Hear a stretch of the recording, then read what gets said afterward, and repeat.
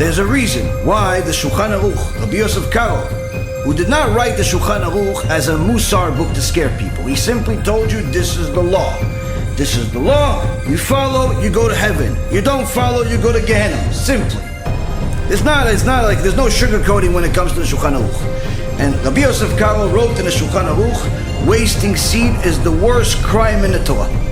Now, of course, all of us know that the same is said about violating Shabbat, the same is said about Bitul Torah, the same is said about Chilul Hashem and other karet sins, meaning that they can't all be the worst in the Torah, can they? Well, yes, they can. It's just that in essence, when a person violates this specific issue on a regular basis without doing tshuva for it, in essence, what Rabbi Yosef Karo, the Rambam, the Zohar, the Gemara, and all of the sages that have made this type of statement are saying is that even if you keep everything else, but you didn't do tshuva for this crime, it all goes to waste.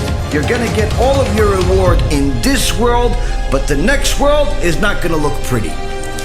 For how long? Forever. That's how bad it is. Rabbi Yosef Karo said that wasting seed is the worst crime in the Torah. The Rambam agreed. The Zohar agreed. In fact, many of the Chachamim said things that are much more extensive than that.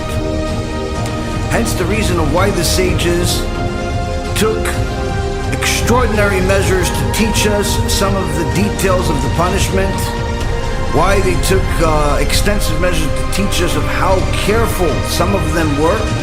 As we read in the Gemara, there are countless stories about reward and punishment and so on. And actually in this week's parasha, Parashat Vaera, says, Vayidaber Elohim el Moshe v'yomer elav ani Adonai. God spoke to Moshe and said to him, I am Hashem. Now, of course, a person that's reading the Torah for the first time in his life, or perhaps the first time he's reading it with commentary, he's like, why is Hashem telling Moshe that he's God? Like, I would assume that when God's talking to you, you're pretty much sure who's talking to you. You don't think it's your friend Steve.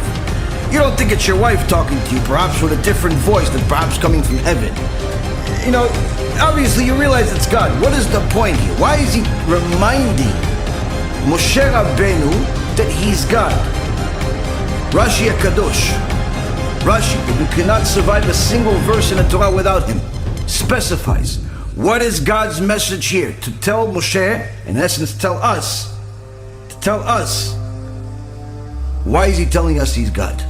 The Gemara in Masechet Megillah says 55 prophets are mentioned in the Tanakh. From Bereshit all the way to the end of the prophets, there are 55 prophets named by names. 48 males, 7 females. Gemara asks, how many prophets were there in history? Over 1.2 million. So how come only 55 prophets are mentioned out of 1.2 million? Simple.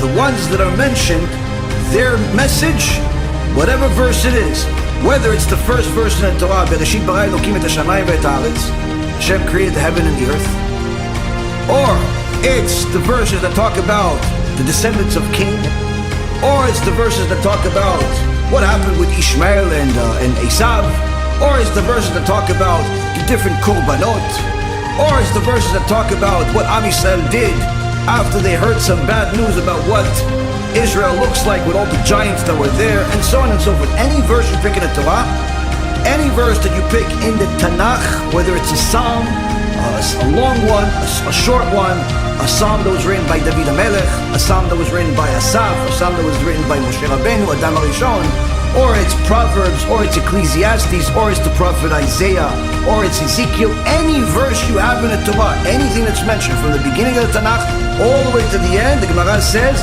that's mentioned by the 55 prophets that are named by name. That means that prophecy is relevant to every single person in every single generation until Mashiach arrives, for eternity, forever, beyond Mashiach. Why? That's what Hashem put in the Torah. All the other prophets, they were important. Some of them were extremely righteous even. How come they're not mentioned? Because their prophecy was only relevant for a specific amount of time.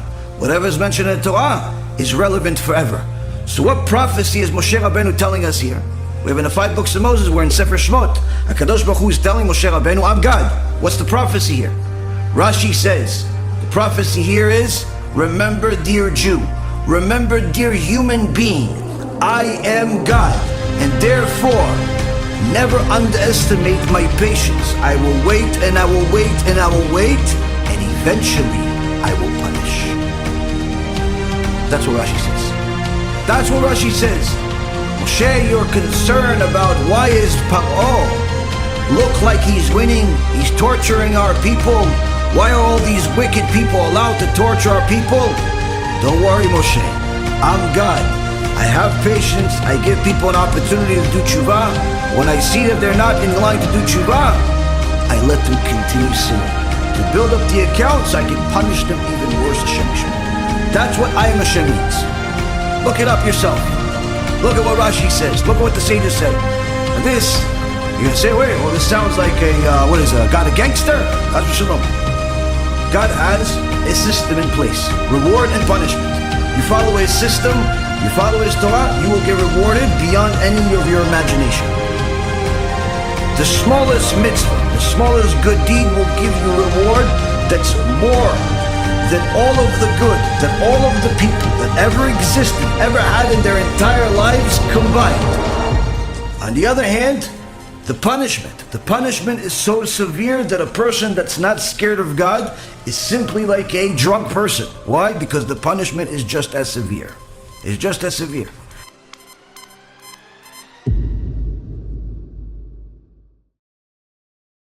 We are meant to be a light unto the nations, not to follow their misguided practices. Remember, every Jew has to remember that he's a Jew and she's a Jew. We don't celebrate non-Jewish holidays, even if they seem harmless. It's a zilzul, disrespect to the Torah, and could lead to Chilul Hashem, desecration of God's name. Stick to our holy Torah and our own holidays. That's the path of a true Jew.